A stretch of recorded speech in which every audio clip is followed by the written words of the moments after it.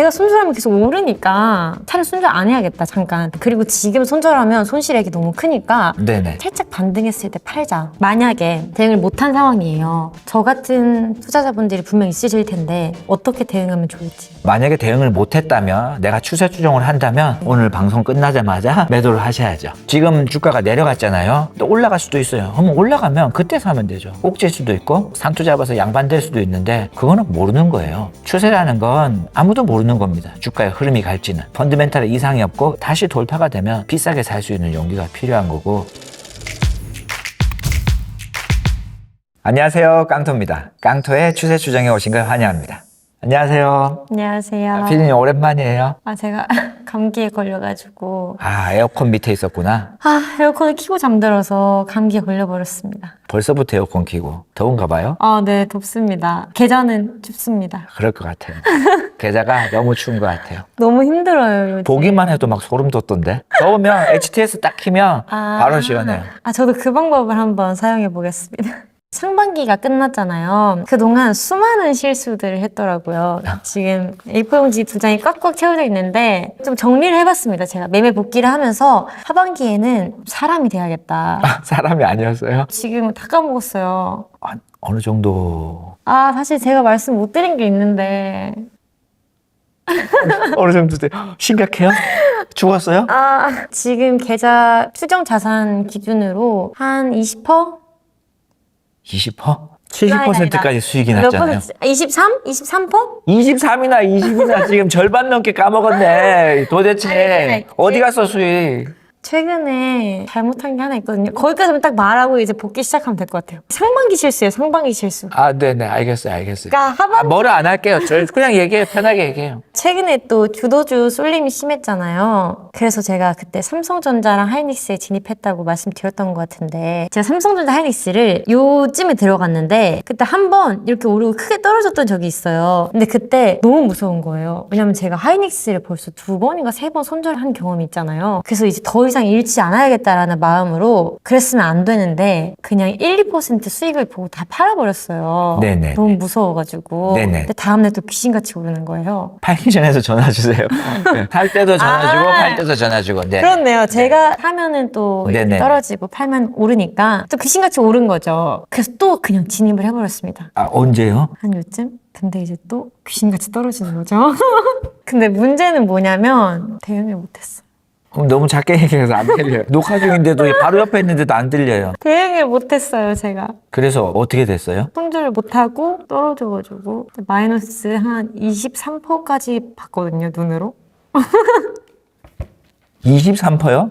와, 그러면 거의 3할. 3할까지는 아니었고 한 22, 23까지는 내려갔는데. 수수료 생각하시면 3할이네요. 근데 그때 안 팔았죠. 와, 용자다. 그게 어떤 생각이었냐면 한번 놓쳤어요. 왜냐면 그때 제가 너무 아파가지고 대응을 못한 거예요. 네네. 근데 열어보니까 이미 마이너스 10 몇 %인 거죠. 여기서 팔면 나 혼나겠다. 잘 반등하고 마이너스 네네. 8%에 팔자. 반등하는 거 알고 있었어요, 그러면? 뭐 언젠가 반등하겠지라고 생각을 했어요. 기도 심리. 근데 한 마이너스 9%까지 올라갔거든요. 근데 또 이게 사람 심리가 마이너스 9%까지 올라가니까 더 올라갈 수 있지 않을까?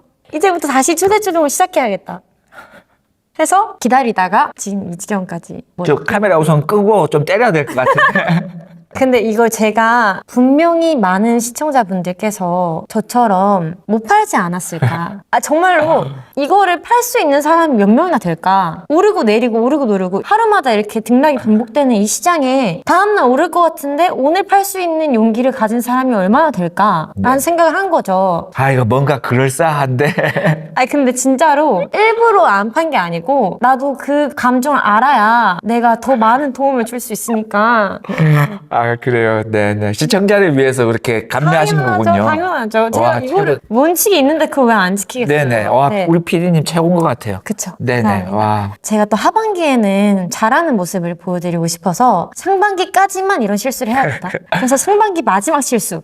계획적으로 이렇게 한 거네요? 네. 그러면 지금은 매도는 했어요? 안 했죠? 안 했어요?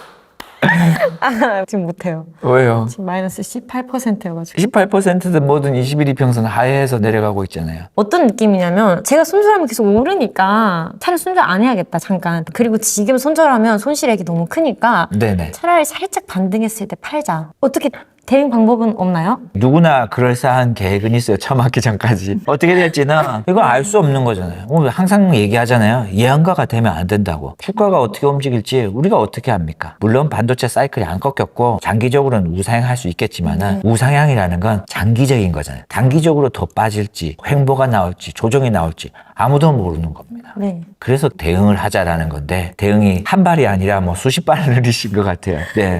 만약에 대응을 못한 상황이에요. 저 같은 투자자분들이 분명 있으실 텐데 그럼 후행적으로라도 어떻게 대응하면 좋을지.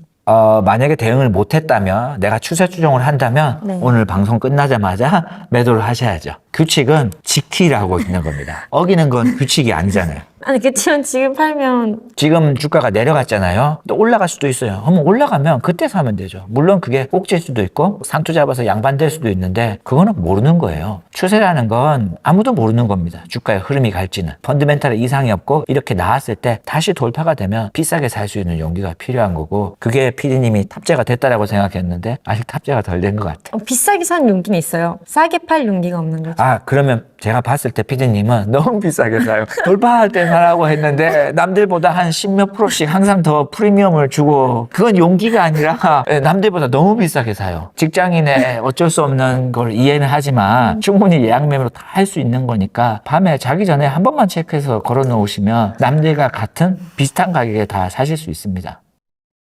저도 장중에 막 매매를 하는 게 아니라 밤새도록 코딩하고 낮에 자잖아요. 네. 다 대부분 예약 매매입니다. 밤에 걸어놓거나 혹은 아침에 애 학교 보내고 나서 그때 예약 주문으로 다 처리해요. 다 가능한 겁니다. 그만 용기 내세요. 그렇게 비싸게 사시는 용기만 소심하게만 바꾸시면 비슷하게 가지 않을까? 깡토님 투자 처음 시작하셨을 때 이런 상황이었으면 개파라까지 나타난 상황에서 파실 수 있으세요? 못 팔 이유가 뭐죠? 너무 손실액이 크니까. 손실액은 별 의미가 없고 만약에 제가 못 판다면 선물옵션 만기일, ADR 상장일, 실적 발표 잠정 실적 이런 거를 다 고민해서 못 판다거나 그런 부분을 고민하겠지만 단순 가격 많이 빠져서 얼마의 손실 금액이니까 못 판다 이런 건 저는 없습니다. 근데 내일 또 삼성전자 실적 발표도 있고. 네네. 그러니까 뚜껑을 열어보고 싶으면 네. 오늘 이미 이제 장 끝났으니까 내일 뚜껑 열어보시고 네. 그때 결정해도 뭐 늦지 않을 것 같아요. 뚜껑에 근데 뭐 이상하게 들어있을 수도 있는 거잖아요. 네네네. 안에. 대부분 꽝이에요. 아마 10에 한 8 정도는 못 팔았을 거예요. 시청자분들요? 네, 저 진짜 장담합니다. 네, 그래요. 댓글로 한번 남겨주세요. 이게 21 이평선을 하회했을 때 팔았는지 안 팔았는지 저 궁금합니다. 한번 말씀해 주세요. 그러면 제가 또 상반기에 여러 실수들을 했지만 몇 개만 한번 이야기 나눠보고자 하는데 일단 첫 번째로 옛날에 제가 어떤 종목이 계속 수익권에 머물고 있었는데 하루 장대 음봉이 나왔을 때가 있었어요. 네. 근데 그때도 아직 21, 60일 이평선 기준으로 봤을 때 추세가 깨지지 않았었고 그래서 쭉 들고 가고 있었는데 나중에 후행적으로 보니까 장대 음봉이 있었던 거죠. 그때 대표님께서 비중을 줄이라고 하셨는데 구체적으로 네네. 그 방법을 좀 설명해 주실 수 있는지. 그러면 우선 기준이 있어야 되잖아요. 그러면 네. 장대 음봉이라는 게 사실 두리뭉실하잖아요. 그죠? 네. 어느 정도 빠져야지 이걸 장대 음봉이라고 얘기할 수 있느냐. 이게 제일 중요한데 주가를 움직이는 데는 ATR과 ADR이라는 게 있습니다. 네. ATR 14란 말은 14일 동안 얘의 상승과 하락의 평균 변동성이 어느 정도였나. 예를 들어 삼성전자의 ATR이 5다. 이 말은 얘가 5%가 평균이란 말이에요. 네. 그러면 5%의 음봉이 나오면 평균과 똑같은 거잖아요. 그러면 그건 장대 음봉이 아닌 겁니다. 이해하셨죠? 내가 기준이 이게 진짜 평균을 넘어서는 트리거가 나왔는지 그 부분을 확인하셔야 되고 단순 캔들 모양 하나만 보고 판별하기보다는 분봉상 봤을 때 매도가 얼마나 심했는지 급격하게 빠졌는지 스무스하게 흘러내렸는지 그것도 체크하시는 게 가장 좋습니다. 클라이맥스 런이라고 해서 주가가 고점을 찍었을 때 신고가를 갱신했는데 거기서 장대 음봉이 나오는데 그 장대 음봉이 나올 때 너도 나도 도망쳐 이런 느낌으로 분봉상 막 내려꽂는 경우가 있습니다. 그때 인더스트리 액션으로 혼자만 빠지는 게 아니라 같은 섹터가 다 빠지는 경우가 있거든요. 그런 걸 클라이맥스 런이라고 하는데 그때는 비중을 과감하게 줄이셔도 되는 거고요. 그게 아니라면 단순 얘 혼자만 스무스하게 장대 음봉이 나왔다면 일부 비중을 줄이는 게 제일 좋습니다. 그러면 분봉을 장중에 또 봐야 되는 건가요? 직장인이라서 힘든 거죠. 그죠? 네. 만약에 하락이 나오면 알람이 오잖아요. 그죠? 네. 네네. 그 알람 나오면 한번 살짝만 클릭해보세요. 클릭해보시면 그냥 딱 보고, 이거는 엄청난 폭락이구나. 다 빠지고 있구나. 그러면은 비중을 좀 줄이는 거고, 얘만 빠졌다? 좀 더 지켜보는 거고요. 근데 만약에 수익권에 있는데도 음봉이 나오면 안 좋다라고 말씀하신 거죠. 네네네. 평균 변동성 이상의 장대 음봉이 나왔다는 건 어떤 트리거가 발생된 겁니다. 평균을 벗어나는 행위는 뭐든지 트리거인데 어쨌든 밑으로 빠졌다는 건 내가 모르는 악재라든지 수급이라든지 어떤 영향이 생길 수도 있다. 근데 나는 모르니까 전량 매도하는 게 아니라 일부 불안한 만큼만 비중을 줄인다. 이렇게 생각하시면 될 것 같아요. 근데 그걸 다시 회복하는 장대 양봉이 나오면 다시 사도 되나요? 아니죠. 장대 양봉도 트리거인가 이거를 확인하셔야 되죠. 그러면 장대 양봉, 거래량, 인더스트리 액션 이런 게 다 충족하면 그때 다시 비중을 덜어낸 만큼 추가해도 되는 거죠. 맞습니다. 그럼 얘는 불타기네요? 불타기는 개념이 조금 다른데 지금은 내가 잡고 있는 포지션을 줄였다가 원복한 거잖아요. 네. 만약에 네. 불타기는 추가적으로 내가 잡은 포지션에서 더 살 때인 겁니다. 이해했습니다. 네. 그러면 제가 옛날에도 말씀드렸던 것처럼 시가총액이 조금 작은 종목들은 변동성이 더 크잖아요. 그런 종목들에 잘 모르고 진입을 했다가 옛날에 마이너스 8% 손절을 놓쳐가지고 마이너스 25%까지 끌고 갔던 거 기억은? 그런 게 있었어요? 그 CG 메드텍이라고 기억하세요 혹시? 잘 모르겠어요. 그런 적이 있었는데 그것도 얘가 시총이 좀 작고 바이오 섹터 이쪽인데 좋아 보인다는 이유만으로 샀다가 변동성도 큰 종목이었던 거거든요. 네네. 그러면은 보통 진입을 하기 전에 평균 변동성을 먼저 체크를 하고 들어가시나요? 스탁이지만 보더라도 네. 평균 변동성이나 이런 게 다 체크가 되니까 캔들 모양만 보더라도 얘의 변동성이 그냥 보이잖아요, 사실. 그러니까 캔들이 위아래 폭이 계속 길고 네. 윗꼬리라든지 밑꼬리가 계속 있다라는 말은 얘의 변동성이 원래 높다 이렇게 생각하시면 될 것 같아요. 그러면 하이닉스 같은 경우에는 변동성이 지금 큰 거네요. 그죠. 원래는 하이닉스나 삼성전자나 이런 거는 변동성이 낮았습니다. 네네. 근데 최근에 계속 변동성이 너무 커졌기 때문에 이 시장 자체가 대형주든 소형주든 상관없이 난이도 자체가 올라갔다고 생각하시면 될 거예요. 그래서 피디님이 실수하고 이런 게 꼭 피디님만 이런 게 아니라 많은 사람들이 충분히 실수할 수 있는 구간입니다. 그렇다면 피디님 칭찬하는 건 아니에요. 그렇네요. 근데 여기 보면 좀 짤뚱했는데 지금 보면은 좀 길어진 것 같아요. 네네, 그렇죠? 맞습니다. 평균 변동성을 잘 체크를 안 했던 것 같아요, 지금까지. 그러면 제가 다음에 코딩해가지고 스타기지 키면은 평균 변동성이 얼마인지 빡 나오도록 위에다가 하나 박아 놓을게요. 너무 좋은데요? 네네. 꼭 넣어주세요. 네네, 알겠습니다. 그리고 제가 가장 많은 실수를 했던 게 아마 올해 여러 가지를 너무 많이 듣다 보니까 기존에 가장 중요한 거를 까먹게 되더라고요. 항상 대표님께서 얘기해 주시는 게 장대 양봉, 거래량, 인더스트리 액션, 돌파 이렇게 4가지를 충족한 기업에 들어가야 된다라고 말씀해 주셨는데 제가 이 중에 한 가지만 충족해도 들어간다거나 그런 경우가 너무 많았어요. 아마 또 많은 시청자분들이 저랑 비슷하게 투자를 하실 것 같은데 여기에 대해서도 왜 이 4가지를 꼭 다 충족해야 되는지 꼭 4가지를 다 충족할 필요는 없거든요. 근데 네. 뭐든지 투자하는 건 확률이잖아요. 그죠? 네. 승률을 높이려면 4가지가 최소 조건이라 보시면 될 것 같아요. 시장이 좋으면 그냥 막 우상향하고 올라가고 있을 때는 조건에 다 안 들어가도 상관없거든요. 네. 2% 부족한 종목을 사더라도 그냥 신고가 종목만 사더라도 우상향으로 올라가게 되는 겁니다. 네. 근데 시장의 조정을 받고 조금만 타이트해지기 시작하면 그만큼 주가가 탄력이 떨어지기 때문에 이런 조건이 필수 조건인 겁니다. 그리고 지금은 제가 디폴트 기본만 얘기해 드린 거고 네. 향후에는 이런 조건들이 훨씬 더 많습니다. 조건을 넣을수록 승률 자체는 더 올라간다고 보시면 될 것 같아요. 근데 그렇게 조건이 많아질수록 살 수 있는 종목은 작아지고. 그럼 진짜 살 수 있는 게 많이 없겠네요. 네네, 맞습니다. 그럼 지금 이거 4개만 있어도 살 수 있는 게 많이 없는 것 같던데. 너무 많아요. 그래요? 네네네. 저희가 잘 못 보나 봐요, 그러면. 이게 어려우면 네. 신고가 가는 종목들만 살펴보셔도 돼요. 그러면 신고가 가는 종목 중에서 시가총액이 어느 정도 크고 거래량과 함께 신고가를 간 종목들을 살펴보면 되는 거죠. 네네네, 맞습니다. 근데 그냥 쭉 올라서 신고가가 아니라 번정을 상승, 조정. 조정, 돌파 이 기준으로 생각하시면 좀 더 종목이 압축된다 이렇게 보시면 될 것 같아요. 너무 많은데요, 기준. 작은 거예요. 이 정도 기준이면 아주 작은 거예요. 그런가요? 네네. 조건이 많아질수록 과최적화라고 하는 거거든요. 조건이 많을수록 승률이 올라갈 수도 있지만은 네. 어떤 시장 국면에서만 먹히게 되고 어떤 국면에서 안 먹히는 이런 경우가 있어서 매매를 하실 때 투자를 하실 때는 최대한 심플하게 그 조건만 가져가시는 게 사실 제일 좋습니다. 제가 그리고 제 지금 현재 포트폴리오에 있는 종목이 딱 3개 남았어요. 그 원래 4개였는데 하나를 매도를 했거든요. 대덕전자라는 기업인데 깨졌더라고요. 60일 이평선이. 그래서 그걸 대응을 했는데 장 마감하고 종가 기준으로 이탈하면 매도하기로 했었잖아요. 저희가. 네네. 근데 그 종가가 완전 걸쳐 있는 거예요. 여기서 팔면 좀 아까운데? 약간 이런 느낌을 진짜 제가 보여드릴게요. 요날. 아, 이거는 이건 뭐 진짜 인정. 애매하죠. 네, 그쵸? 인정. 그래서 너무 애매한데? 하고 안 팔았어요. 네네네. 근데 다음 날도 다음 날은 밑에 있는데. 근데 피디님 사시 아니잖아요, 그죠? 내가 보기엔 밑에 있는데. 근데 이게 예. 뭔가 쭉 아니 왜 자꾸 모니터를 그거 뭐 땡긴다고 해서 뭐 그래프가 올라가는 것도 아닌데.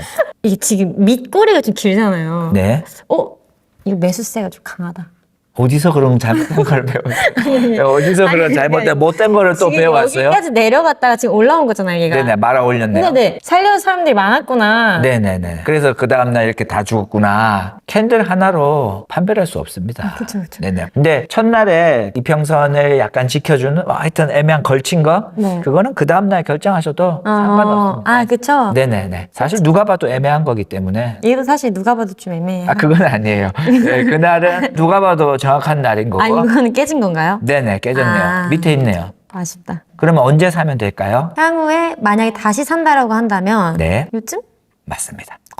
그 정도 가격에서 강력하게 돌파가 나오고 인더스트리 액션이 있고 장대 양봉이 나오고 거래량이 터지면 그 구간에서 하시면 돼요. 그리고 지금 대덕전자를 이때 돌파한 데 샀다고 했잖아요. 네. 근데 이제 나중에 응용해서 배우게 되면 VCP라는 것도 들어보셨겠지만 그러면 그때 꼭 돌파가 아니라도 거래량이 말라가면서 변동성이 줄어드는 구간에서 사기도 가능한 겁니다. 배워야 할 수 있는 거죠. 이 밑에 있어도요? 네네, 맞습니다. 돌파가 안 됐지만 PBO라고 해서 돌파 전에 미리 사는 겁니다. 그럼 원칙에 어긋나는 거 아니에요? 같은 방법론의 하나인데 제가 그건 어렵기 때문에 굳이 이야기를 안 한 거고 우선 걸음마부터 하고 나서 걸음마를 하는데도 돈을 많이 벌 수 있거든요. 네. 그리고 나서 다른 거를 올리시면 되는데 피디님이 너무 빨리 뭔가 다른 걸 하고 싶어서 그것만 참으시면 될 거예요. 그러면 일단 저는 만약에 다시 산다라면 요 구간까지 기다렸다가 네네. 사는 게 좋다. 네네, 맞습니다. 결국 지지와 저항, 강력한 매물대를 어떻게 돌파하느냐. 그게 제일 중요합니다. 그러면 만약에 SK 하이닉스를 제가 팔았다고 가정을 해보겠습니다. 만약에 팔았을 때 그럼 어느 시점에서 다시 살 수 있을까요? 추세 추정 입장에서 한번 찝어보시죠.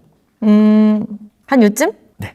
진짜요? 네네. 지금 대충 가격이 280만 원에서 300만 원대가 있잖아요. 네. 요게 강력한 매물대가 있으니까 이때를 또 강하게 돌파할 때 그 기준으로 생각하시면 돼요. 그럼 여기를 넘을 때 이렇게 네네. 그 양봉으로. 네네. 비슷한 구간에만 오셔도 뭐 이 정도 가격에만 오셔도 상관없을 것 같아요. 가치 투자자라면 네. 지금 이게 300만 원이 갔든 200만 원이 갔든 상관없이 회사 믿고 꾸준히 분할 매수하는 거고요. 그게 정답이 될 수도 있고 이게 될 수도 있는 거고요. 알겠습니다.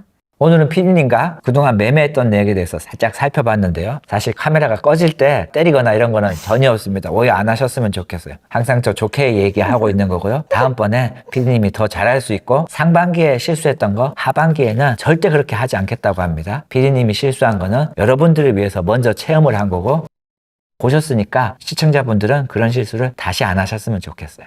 응원합니다. 화이팅! 감사합니다. 네, 수고하셨습니다. 이제 또 하반기가 시작됐으니까 새로운 마음가짐. 그렇죠. 초기화하시고 네네. 다시 계좌도 그냥- 초기화하시고 계좌 초기화 됐고 다시 처음으로 돌아가서 네네. 새로운 마음가짐으로. 태초마을 가셨구나. 그리고 이런 시장을 피디님만 겪는 게 아니라 다 어려운 시장이었어요. 그러면은 어렵지 않은 사람들은 누가 있어요? 주린이들. 두 주린인데. 뭔가 배워버렸잖아. 내를 아무것도 뽑았어. 모르는 주린. 네네네네. 그냥 우리나라 삼성전자와 하이닉스 가자. 근데 이게 지금만 이런 게 아니라 제가 올해 투자했잖아요. 차정 시절도 있었거든요. 자동차만 가는 데가 있었어요. 현대차랑 네. 막 이렇게. 그때도 주린이들이 가장 많이 벌었어요. 왜냐면 자동차 가니까 그냥 자동차만 사요. 근데 공부를 한 사람들은 자동차를 사고 뭐 안 올랐어. 대형주만 이렇게 막 가고. 한참 가고 나서 결국 리밸런싱이 되긴 했는데 거의 한 1년간 투자자들이 손 빨았죠. 진짜요? 1년이나? 근데 이게 의미가 없는 게 뭐냐면 1년 뒤에 부품주들이 두세 배 다 올랐어요. 그래요? 나는 이런 거 생각해요. 반도체 뭐 지금 코스닥 다 죽고 뭐 난리라고 치잖아요. 만약에 이제 반도체가 계속 이어진다라면 코스닥도 다 올라요. 그냥 묻어두는 투자를 할까 봐. 묻어두는 투자도 괜찮아요. 가치 투자도 괜찮아요. 다만 종목을 보는 눈이 있어야 되는 거잖아요. 왜 그러냐면 회사가 변하잖아. 딱 정적으로 멈춰가지고 오늘 이렇게 끝 이게 아니라 회사는 새로운 기술을 또 만들고 뭔가 새로운 뭐가 나오고 계속 공부해야 돼.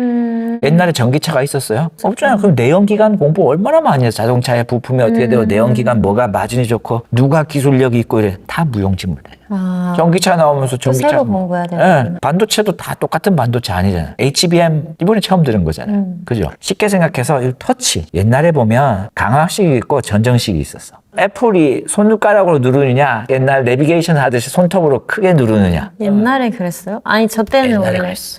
이 시절 비슷한 것 같은데 아닌가 봐. 어쨌든 옛날에는 손가락 이렇게 애플로 하는 게 아니라 삼성폰은 딱딱 눌러야 됐어요. 닌텐도 DS. 닌텐도 DS 맞아. 그 기술이 대세였어. 왜냐하면 손으로 하는 거 인식이 잘 안 되니까. 예, 그래서 이거는 사장될 거고 누르는 게 될 거다고 부품주부터 시작했고 엄청난 투자를 했거든요. 그 회사 다 부도났어. 어떡해. 기술이 올라오니까 손가락 그냥 갖다 놨는데 또 전기가 통하면 눌렀다 이렇게 하는 거거든요. 그게 이제 인식이 잘 되기 시작하는 그렇게 다 바뀌어 기술이라는 거. 그래서 이 가치 투자 공부하면 미쳐버리는 거야. 근데 추천해요. 왜냐면 그래요? 젊으니까. 아 젊으니까 복리의 마법을 가장 많이 쓸 수 있으니까. 시간이 많이 들잖아요. 아니 시간이 많이 들지만 뭐 어떤 회사를 투자했을 때 기술이 발전하면서 계속 공부도 하면서 그게 복리로 늘어날 거잖아요. 네. 그러면 추세 추정은 복리의 마법이 조금 어렵거든요. 되긴 되지만 물론 1,000만 원 이거는 다 복리의 마법이 되겠지만 금액이 막 늘어날수록 복리의 마법이 줄어들거든요. 가치 투자는 온전히 가능합니다. 우리가 주식 투자 단타를 했을 때 어렵다고 하는 게 뭐냐면 우리가 한번 사고 팔고 하면은 수익이 잘 나야 상한가 가면 30%잖아요. 그죠? 네. 근데 하루 만에 최대가 30%인 거잖아요. 가치 투자라고 생각하면은 30%라는 제한이 없는 거죠. 기간만 있으면. 몇백 프로 수익이 날 수도 있는 거잖아요. 일반 단기 매매를 하는 사람은 그 몇백 프로 수익이 나려면 얼마나 사고 팔아야 돼요. 그래야 30%씩 몇백 프로 수익이 나니까. 네. 많이 사고 팔수록 사람은 실수를 하잖아. 무조건 미끄러지는 거예요. 이 단기 매매하는 사람들은. 그래서 가치 투자가 쉬운 거예요. 생각보다. 버티면 되니까. 본업이 있잖아요. 두 분 다. 네. 캐시가 있잖아. 전업 투자자들은 가치 투자를 하게 되면 월급이 없으니까 생활비를 뺐어야 된단 말이에요. 그럼 복리 마법이 줄어들고 내가 원치 않아도 일부 팔아야 되고 뭔가 일이 생기는 거죠. 근데 직장을 다니면 길게 보유하면서 월급이 들어온 거 그거는 상관없이 내 돈 그냥 쓰는 거잖아요. 그러다가 여유 조금 나면 더 투자할 수도 있는 거예요. 전 추세 추정 배우고 있는데. 근데 추세 추정은 좋은 건 주린이들이 하기 좋은 거예요. 누구나 할 규칙과 수 있죠. 규격이 네. 이게 정해져 있기 때문에 뇌만 뽑고 그것만 지키면 어느 정도의 수익이 만족할 만한 수익이 나온다는 거죠. 그래서 나는 추세 추정으로 주린이들이 시작해서 돈을 좀 만져봐야지. 억대의 돈을 만들고 나서 그때면서 이제 가치 투자를 공부하는 게 난 좋지 않나? 난 그렇게 생각하거든. 처음부터 가치 투자하려고 하면 돈도 별로 없을 텐데 네. 복리의 마법 해봤자 그냥 콧물 묻은 돈이잖아. 그러지 말고 추세 추정으로 약간 그래도 돈을 벌어놓은 상태에서 가치 투자를 해야지 효용이 많이 늘어나죠. 돈을 벌어야죠, 근데. 벌었잖아요. 실수만 안 했으면 더 많이 벌었겠지. 실수를 안 했으면 나중에 실수했겠죠. 그건 몰라. 안 하는 사람도 있어. 안 하셨어요? 겁나 실수했지. 나는 실수가 많은 게 너무 많이 알아서 그래요.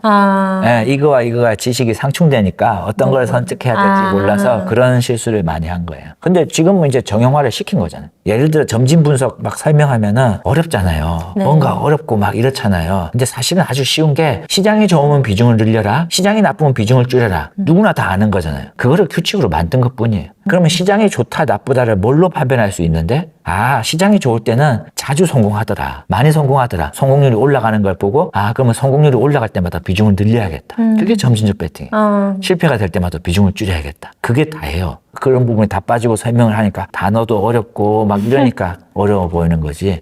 실질적으로 시장에서 알고 있는 그런 구조가 똑같은 거를 그냥 정형화했을 뿐이에요. 전 오히려 쉬운 것 같아요. 네, 쉽습니다. 뭐 얼만큼 늘려야 되는지도 다 알려주시고. 그리고 PD님이 제가 이거를 보고 실수했던 거를 같이 얘기를 해보면서 느낀 건 뭐냐면 어디서 못된 걸 배워가지고 자꾸 응용을 하려고 그런 거잖아요. 뭐 사선 돌파, 난 가르쳐준 적도 없는데 사선 돌파하고 막 종목 고르고 이렇게 해서 실수가 된 거잖아요. 최대한 다양한 시도를 해보면 좋잖아요. 그렇죠. 그렇죠. 모르겠다. 경험이 득이 되기도 하고 실이 되기도 하는데 악마 같은 모습도 꼭 넣어주세요. 이 정도면 천사인데? 그렇지 않아요?